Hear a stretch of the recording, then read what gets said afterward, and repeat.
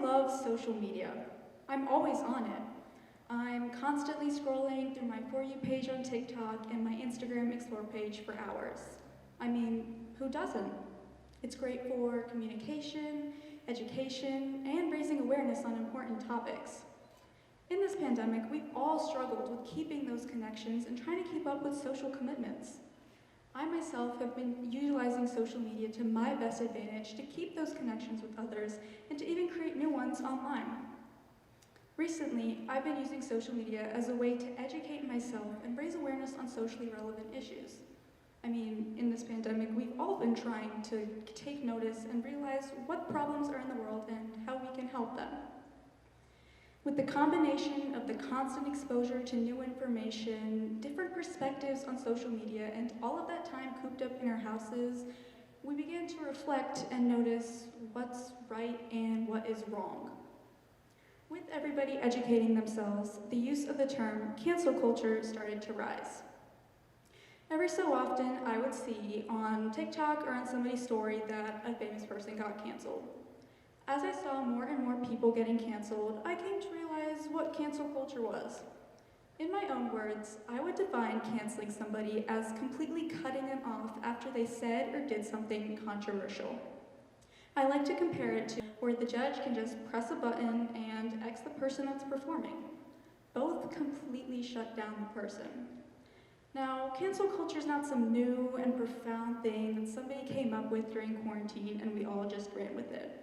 It was first technically used in late 2014 when a cast member of VH1's reality TV show Love and Hip Hop New York told his girlfriend she was canceled after she revealed that she had a child. After that, people, specifically Twitter users, would just casually criticize somebody's actions for whatever they said. After that, they would casually criticize for their actions. It was like that, and not even too long ago. So how did it go from casually throwing it around with your friends to potentially ruining your life if it happened to you? Canceling people became more and more mainstream, and everybody thought that it was a step to a better world. I mean, that's what you would think, right? People were finally getting called out for their mistakes. The thing is, cancel culture wasn't really as effective as everybody thought it would be. If you compared a TikTok creator, Claire Drake, to widely known actor and comedian Kevin Hart, with them getting canceled, you would get different results. Keep in mind that Claire is a TikTok influencer, and cancel culture is highly used on that app. So, Claire has gotten canceled multiple times for different reasons. Once it was for mocking Black and Hispanic women, and recently it was for making an anti-Semitic joke about the Holocaust. While she was getting canceled, she lost thousands of followers and got many death threats. She was completely torn apart. Now, Kevin Hart also recently got canceled. Some homophobic tweets resurfaced the internet, and cancel culture did its thing, which caused Hart to drop out of hosting the 2019 Oscars. He took some time off, and before you know it, he was back to doing roles in movies and performing stand-up. Both were canceled, each had completely different experiences.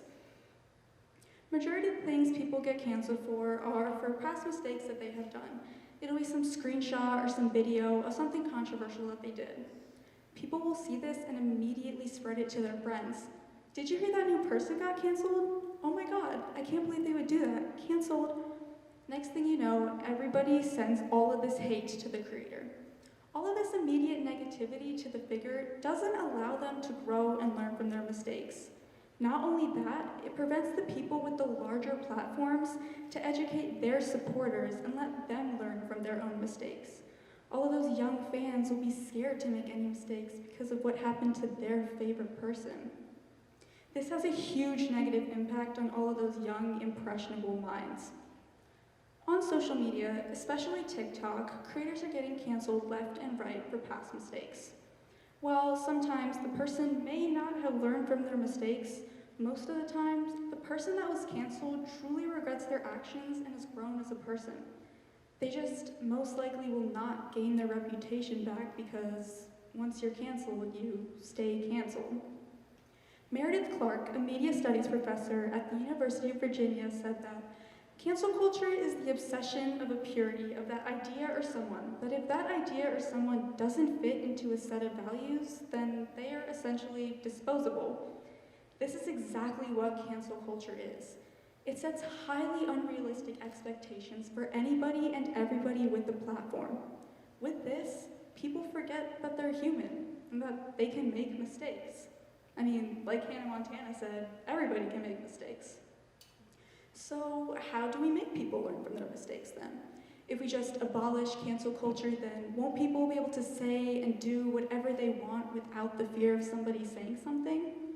I'm saying that instead of canceling somebody, we should educate them. Let them see what they did wrong and give them an opportunity to better themselves.